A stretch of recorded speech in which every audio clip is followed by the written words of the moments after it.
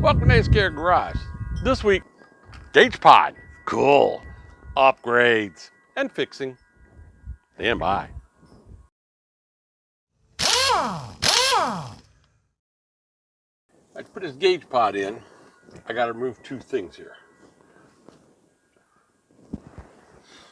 Got to remove the dash bezel. And I got to remove this piece here because the gauge pod is going to go there. Gauge pod's going to go right here. And we're going to have to cut this, I think. Yeah, we're definitely going to have to cut that to get this on here. But for now, like I say, that's got to come off, and the dash has got to, dash clutch has got to come off. So, if you haven't seen me remove the dash cluster, you know, it's in other videos I have. It's just a matter of, you just need to get something under here and pry these out from underneath, as they just clip in. Matter are you? And so you just got these clips and they go right in the holes there. Put this here. I'll take this one out. Come on, you. Matter about scratching the paint. Whoop, everywhere it went. That one popped. And clips are there. Put that right there.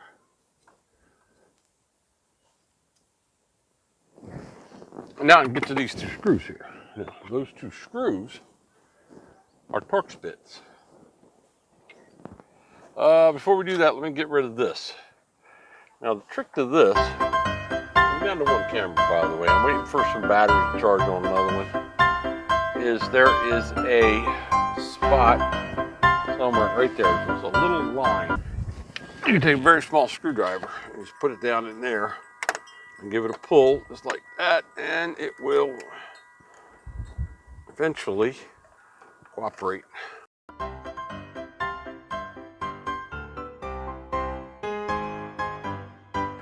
There. Once you get this right, it'll come right off. I don't know if you can see that, but right in there is what you got to pry this way. You got to pry it this way and pull it off. It just pushes right back on. All right, now I get to these torque spits. Hoping my fiberglass didn't break here. We're going to find out when I take this apart. You got to take this dash off.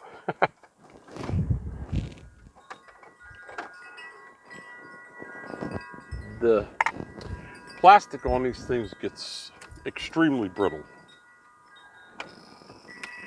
And it breaks extremely easily. I repaired both of these with a little bit of fiberglass. Take this Velcro. Take this off the Velcro here. I'm just going to kind of get it out of the way. There. Pull here, there, here, there. Turn the lights off. Get that out there, get it around a little bit so that you can get to this plug, which is an unfortunate angle to unplug the fuel tank switch. I think they could have done it better, but there's a lot of things I think that Ford could do better, but whatever. Let's see if I can get that stupid thing unplugged again without breaking it. Yeah, there we go. Success. Now the whole thing comes out because I'm going to do some work on this. It seems that there should be a screw in here, but there's not. You can see that this was broke. That's why there's no screw in it. All right, pop this one. These are a bear to get back on.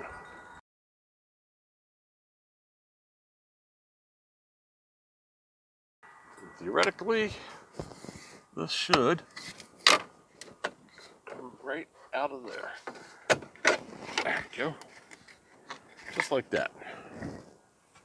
Now this bad boy here is going to go right in there. Just like that. All right. The temperature gauge. This thing here hopefully is long enough to get to somewhere under the hood. This is the biggest trick with temperature gauges, is they give you these things and they don't make these long enough, but we're going to find out. Be careful with this because you don't want to damage this cable. All right, run into a snag here. The temperature sensor cable isn't nearly long enough to get all the way over to the side of the engine where I need to put it into. So what we're going to do is I'm going to continue on. We'll finish up everything else, and I'm going to get an electronic temperature gauge, which will have a sensor and a wire. So I can make the wire any length I want. It'll be fine. All right, so next.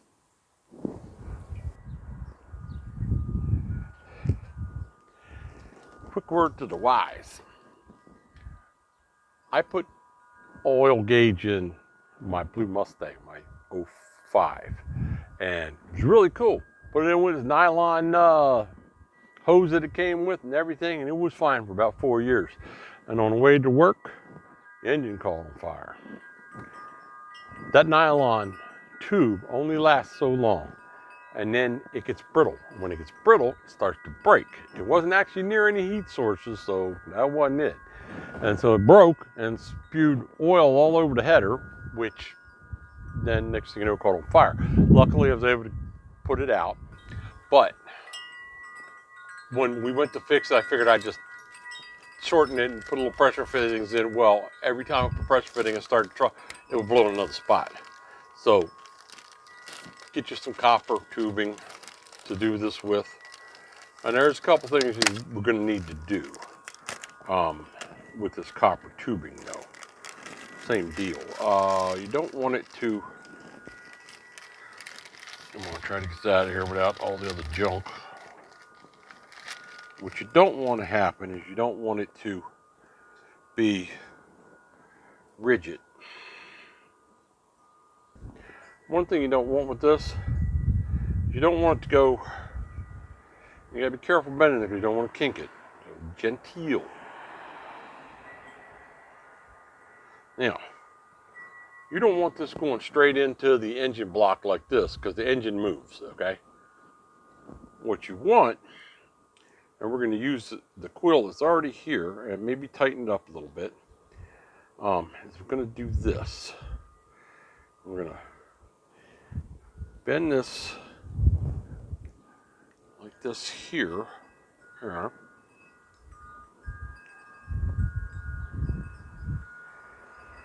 Stretch this out a little bit here. I'll shorten it because I need, extra. So let me find something. So I got a big socket here. I'm kind of straightening this stuff out here. This all has to go up into the car, into the truck. I'm just going to straighten that a little bit and get it the heck out of my way. Now we're going to take this here, and especially since it's already bent a little bit, we're going to bend it some more. I'm going to bend this tighter. Oh, wrong way. Bend this tighter. Bend this around here. So we want something to look nice and neat. Take it there. There.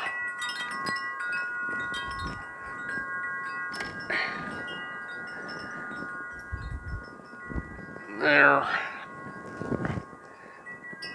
What I did was I put like 3 little bends in it there. We have a little springiness here. And what we're going to do, pull it apart a little bit.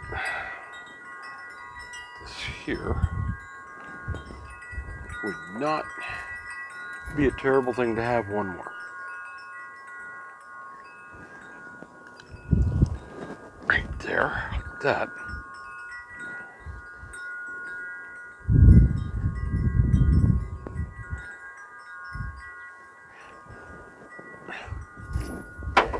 Now, 4 bends in it.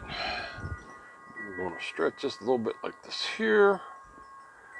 this, when I bend each one of these, it's a little hard to bend. There, there.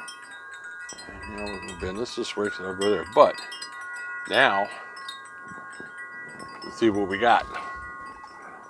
Let's get this out of here. So the engine moves. Doesn't really matter where it moves. You know, this is going to be a whole lot better than if you had this. The engine moves and it's going to wiggle it in there. There's no give here. But same amount of distance and there's lots of give. You know, there, it's like a spring. So I think that'll be fine. I could tighten it up just a little bit. There we go. Yep, just like that. And that's beautiful. What I want right there for the engine side. And the rest of it's got to go in the truck. You remember I talked about those days when nothing goes right? Yeah. Anyway, so here's what you have. You have this little cone here that goes on the oil line, and this is the cap that pushes it down. This cone goes inside of the oil gauge, and it's beveled in there, and it'll crush it around this tube here. So this is going to go on here. Well, nope. This is going to go on here, like this, and then this is going to go on here, like this.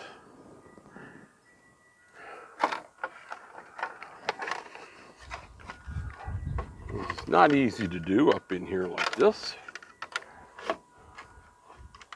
And this stuff just barely making it. And so we're going to take that, and we're going to push that all the way up in there as far as it'll go. And I'm going to put that on there and get it started. Make sure it's on straight. Amazingly enough, it's 3/8. Not a 10, I don't believe it.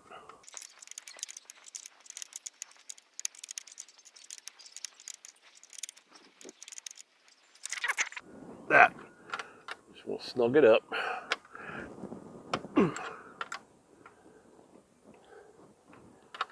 on, you get on there. Like that. And that should hold it.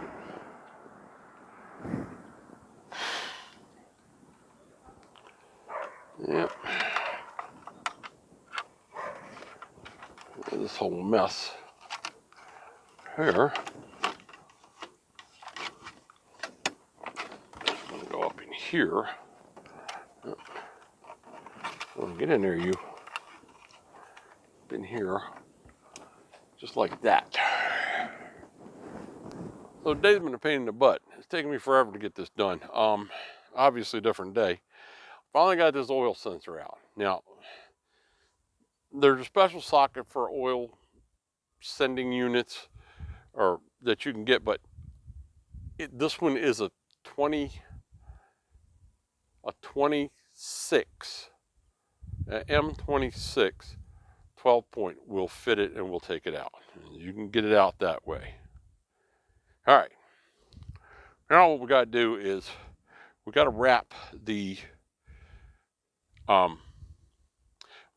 this with Teflon tape. If you don't wrap this with Teflon tape, it's gonna leak. So here's what we're gonna do with this. We're gonna take my Teflon tape right now. You gotta figure, all right, it goes in this way. So you want to drag it that way so that when you rip it off at the end, well, I'll show you. It'll be, all right, let's see. See if I got this right or not. I get this right sometimes. Yep. All right. I'm going to wrap this Teflon tape around here. Get it all down on these threads. And you stretch it just a little bit. If you've never used this stuff, you stretch it a little bit, but not a lot. You don't want to break it. You want to get it on as flat as possible. And thick enough to make sure that it seals well. Now I just broke it off, which is fine because I got it on enough. So now, when I go to push this in like this, yep, All right, I did that so that when I'm doing this way, this Teflon tape is wrapped this way. If I had wrapped it the other way, when I go in and then went in, see there's the end, what would happen is that would come off. Now, we don't want that to come off, so I'm going to stretch that back on there, just like that, and that's ready to go in. Now, let me do this a little different. I bought this, and I'm real happy with this.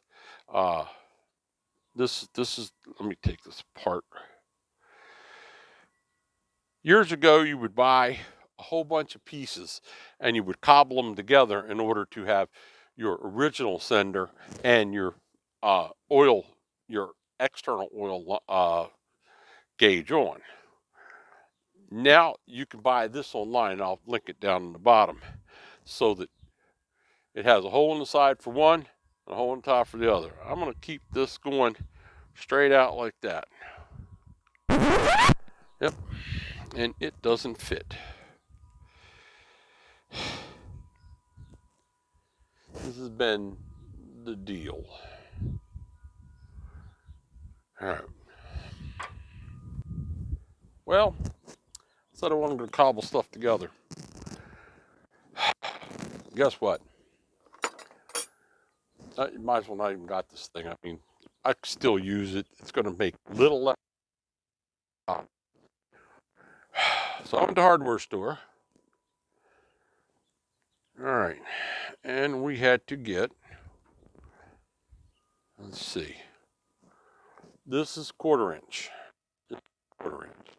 So that'll go in there. All right. To go in here, it's 1/8 inch. So I couldn't find the whole thing to get the adapter.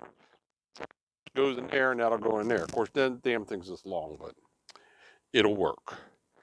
All right. Now, next part of this here.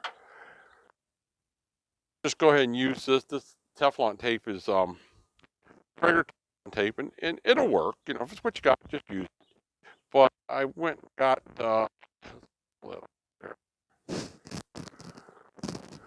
and got this. This is for natural gas or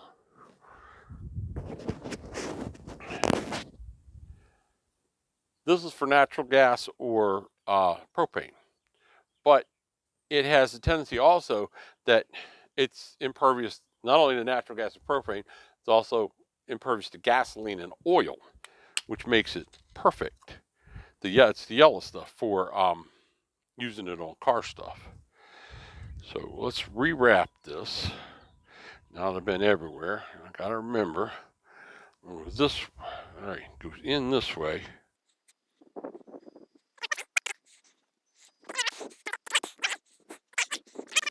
Because I don't want this to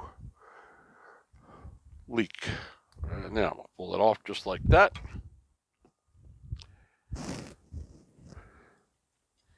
Now this can go in here. No, it can't. This can go in here.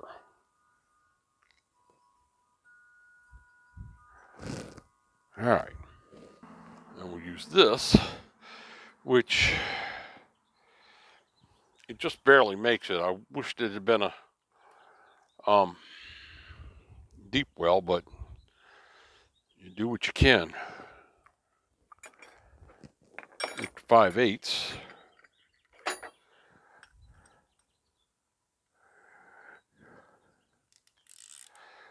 Tighten that sucker up there like that.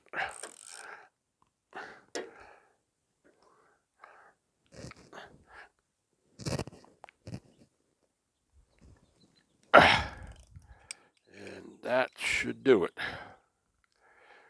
That's pretty. I can't imagine that leaking. That's done.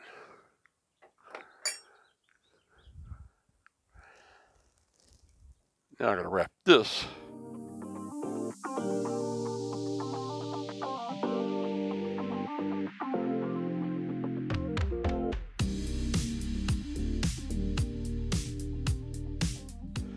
All right, so I'm going to just pop this one in here, like this. Now there's nothing to grab onto here, so what we'll use, I'm going to use this here. All right, so I put that in there. Make sure I get it straight. There we go. Just like that. And as you see, as I'm turning this, this isn't turning. And it will turn once I get it tight enough. So let's just take this from here.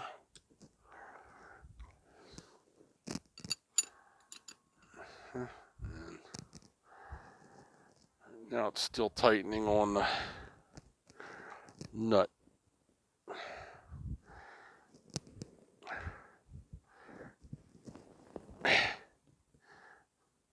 This is where a vise would come in handy. Like I put this in the vise. Now I'll feel the other one turning.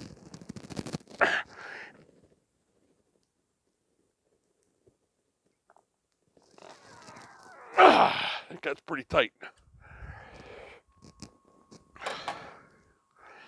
So theoretically,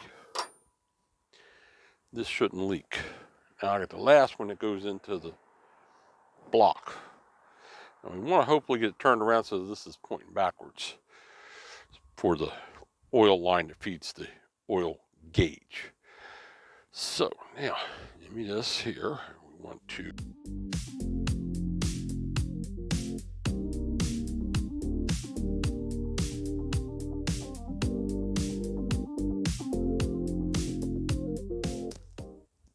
okay, and that's ready to go into the truck. Forgot one thing. This end.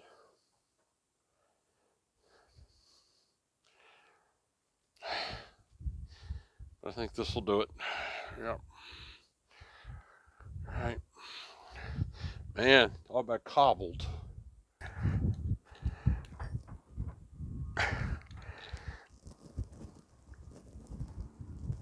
Now, this one should go in the block. So now we got this sticking out from the block that far. Beautiful, huh? At this point, crawled under the truck and put that cobbled together mess in the engine block. Last thing to go in is this piece here. This is where the tube's going to go into. I might have shown you in the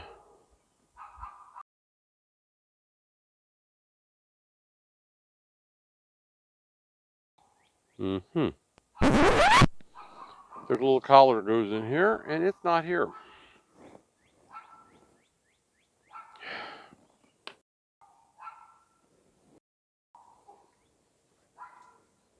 Really? I've run to the store more times on this stupid gauge deal than I did doing that whole stupid 4-part or 5-part or whatever it was with the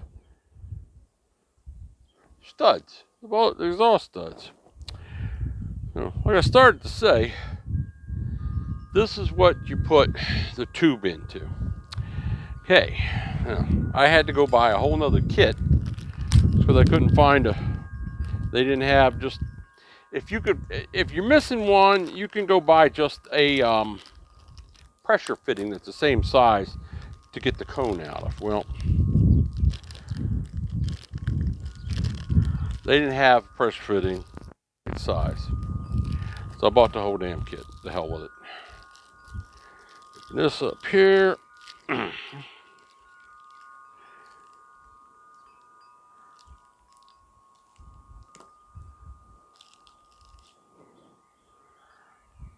Get off of there, because I don't need that. And here's what we got.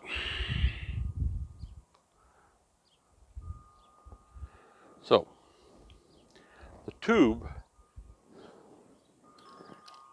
will go through like this here. This cone will go on like this here. And see how I got it there? This is the flat part here, and that's the cone that goes in, because the cone is going to go into this bevel shape here like that. When you tighten it down, it's going to crush it onto it. So, can't lose that. I need that. I need that. But this part here just goes into the fitting there. So this is going to need the tape again.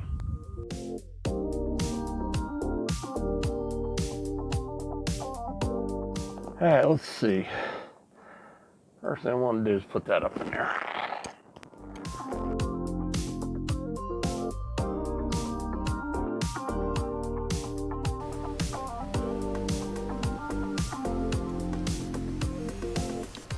Next thing I'm going to do is get under here, and I'm going to grab this copper line, and I'll put the bolt in, the retainer, put it up on there with the opened end towards the fitting. Then we're going to stick that little cone on there. If you see a little cone, and then it's going to go right inside the fitting that I just attached to that mess.